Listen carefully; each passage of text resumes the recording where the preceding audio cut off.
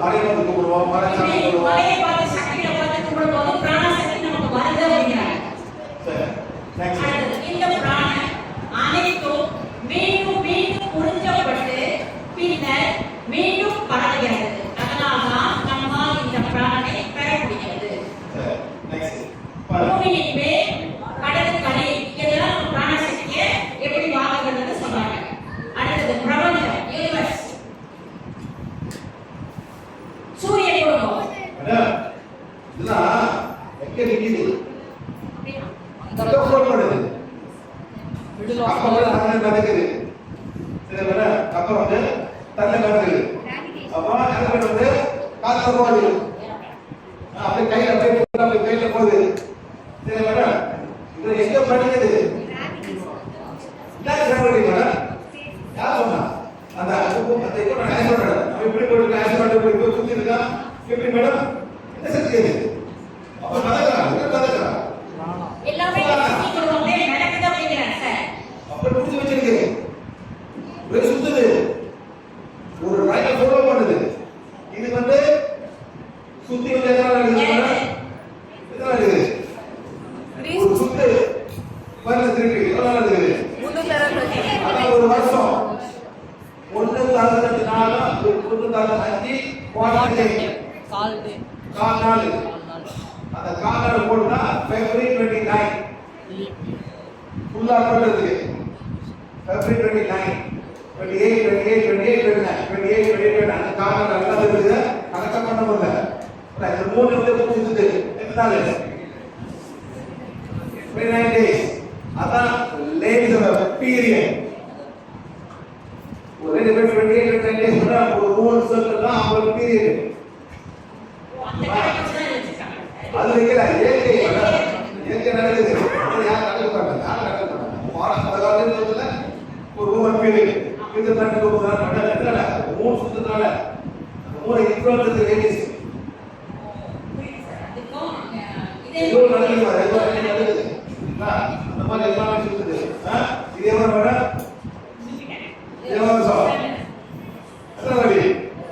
ஏழு நாள் சரி. இது 7 சனமே புறாவது புறாவ் பண்றதுக்கு நம்ம என்ன பண்றோம்? இது 14 ஏப்ரல் வருது. அதான் உங்களோட தமிழ் நியூ இயர். சைனீஸ் வந்து பிப்ரவரி, இதோட வடகாலம் வந்து ஜனவரி 1. எல்லாம் ஒரு நாள் சொல்லுங்க 1 இயர். அவ்வளவுதான். இதெல்லாம் ஏதோ ஒரு தடவை புரிஞ்சுக்கிறது. எல்லாத்துக்கும் ஒரு கணக்கு தெரியல. அதான் சார் சொல்றேன். பிராணன் எங்கிருந்து வருகிறது? சூரியனிலிருந்து பிராண சக்தி வருகிறது. பூமியிலிருந்து பிராண சக்தி வருகிறது. இது காஸ்மிக் பிராணம். அண்டவழி பிராணம். பிராணம் பிரபஞ்ச சக்தியிலிருந்து எப்படி பிராண சக்தி வருகிறது? என்ன சன் பிராணத்தை எங்க போகுது? ஸ்பிரிட் சக்கரா. சன் பிராணம் வந்து எப்பவே நம்ம பிரேக் பண்ணா ஸ்பிரிட் வழியா போகுது. அப்புறம் பிராணம் வந்து காலிலிருந்து வருது. அப்படியே தலையில காஸ்மிக் பிராணம் வந்து கிரவுண்ட்ல வருது. ஏது வருது? மேல கிரவுண்ட் வருது. இல்ல அதே மாதிரி தான் நம்ம எல்லாமே இன்ஃப்ளூயன்ஸ் ஆகும். எல்லாமே இந்த பிரபஞ்சத்தை சுத்தி நம்ம இருக்கோம். பார்த்தோம் 3 வருது, எல்லா கிரகங்களுக்கும் நமக்கு சக்தி வருது அப்படின்னு சொல்றாங்க சார். சூரியனின் காந்தப்புலம் அனைத்து கோள்களையும் சரியான இடத்தில் வைத்திருக்கிறது. அந்த சூரியன் பண்றது மேடம் அழகா போகுது. ஓகே. சூரியன் மிக அருகில் உள்ள நட்சத்திரம். அது வெப்பம், ஒளி மற்றும் பிராணனை வெளியிடுகிறது. ரைட்ல போய் மேல பார்த்தோம்னா எத்தனை ஸ்டார் இருக்கு? அது வந்து ஒரு சன். அதுக்கு ஒரு சன். அந்த ஸ்டார்ல ஒரு சன் இருக்கு. ஒரு சன் அது எவ்வளவு யாருக்கு தெரியாது. இதே நமக்கு நம்ம சன் தெரியும். ஒரு ஸ்டார் மாதிரி. Every star is a sun. அவ்வளவுதான். நம்ம வந்து இந்த இருக்கோம். இந்த சோலார் சம்பந்தம் நம்ம சூரியன் வருது. தாவரங்கள் சூரிய ஒளியை பயன்படுத்தி உணவை தயாரிக்கிறது. எல்லாமே இதுதான் மேடம். லைஃப் தானே. நீங்க கோழி சாப்பிடுறீங்களோ, ஆடு சாப்பிடுறோம், மீனை சாப்பிடுறீங்களோ, இதெல்லாம் நல்லது.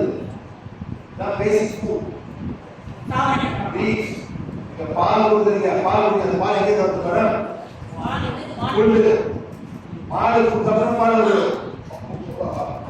புல்ல மாடு பால் வரும் மேடம். மாடு புல்லு சாப்பிடுது, மாடு வந்து நம்ம பால் Yes. போடுறோம்னா நம்ம பால். அது மட்டும் இல்ல, சில பேர் வந்து அதை இறங்கியே சாப்பிடுறாங்க. அது மோர் செய்யணும், எல்லாமே இங்கே தான் வருது. அந்த பால், தயிர், மோர் எல்லாமே செல்லிருந்து வருது. செல்லிருந்து சன், வாட்டர், ஆக்சிஜன். எவ்வளோ நம்ம நன்றி சொல்றோம் மேடம். இயற்கைக்கு சும்மா பாபா பண்ணி சொல்றீங்க, அவரை அந்த மாதிரி கற்றுவோம். இயற்கையாவே நமக்கு இந்த சக்திலாம் பிராண சக்திலாம் இங்க இருந்து கிடைக்குது அப்படின்னு சொல்றாங்க சார். இயற்கையாவே நமக்கு கிடைக்குது. ஆமா மேடம். ஒரு பாபா பார்த்து என்ன பாபா கொடுத்தாரு, பாபா கூப்பிட்டுருக்கீங்க. நல்லா கூப்பிட்டுருக்கேன். ஓ அதுக்கு புரியுதுங்களா? யாராவது கண்டு சொல்றீங்களா? அந்த கோபுர அவர்தான். அடுத்த நாள் வந்து மாட்டுது, பார்த்துக்கோ. எப்பவுமே இதெல்லாம் நினைச்சு நம்ம நன்றி செலுத்தணும் அப்படிங்கிறாங்க சார். அதனால மீண்டும் மீண்டும் மீண்டும் சொல்ல காரணம் என்னன்னா, இந்த மாதிரி இயற்கையா இருக்கக்கூடிய இடத்துல நமக்கு சக்தி கிடைக்கும். இதெல்லாம் பண்ணிட்டு இருந்தோம்னா நம்ம ஆரோக்கியமா இருக்கும். நமக்கு எதுவுமே தேவை அப்படிங்கிறாங்க. பூமி கிட்ட இருந்து, சூரியன் கிட்ட இருந்து அழுகுது. இந்த செயல்முறை கொடிச்சேர்க்கை என்று அழைக்கப்படுகிறது. அது கணக்காக மட்டுமில்லாமல் விலங்கு ராஜ்யத்திற்கும் உணவை கிடைக்கிறது.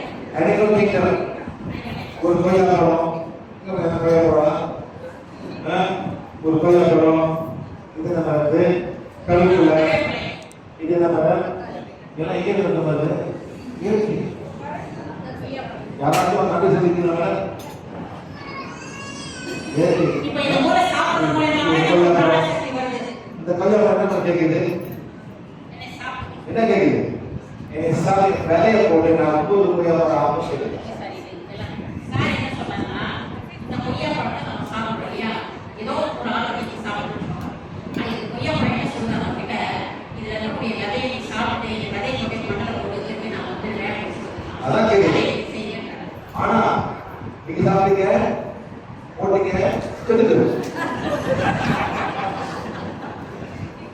கெடுத்துரு. அவன் டாக்ஸிக் என்ற ஒரு வெளியே வருது. அந்த மாடு இருந்தாங்க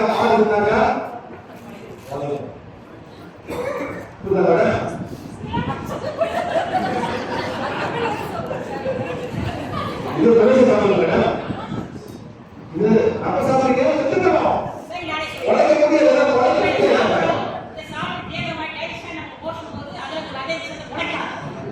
கெடுத்துக்கணும். அவன் டாக்ஸிக் சார். ஆனா மாடு விட இது புண்ணு மாயம், செடி மாயம், குருவிகள் சாப்பிடும், கீழே மாயம்.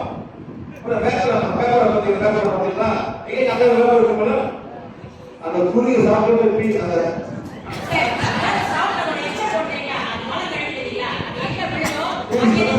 அங்கேதான் வருது.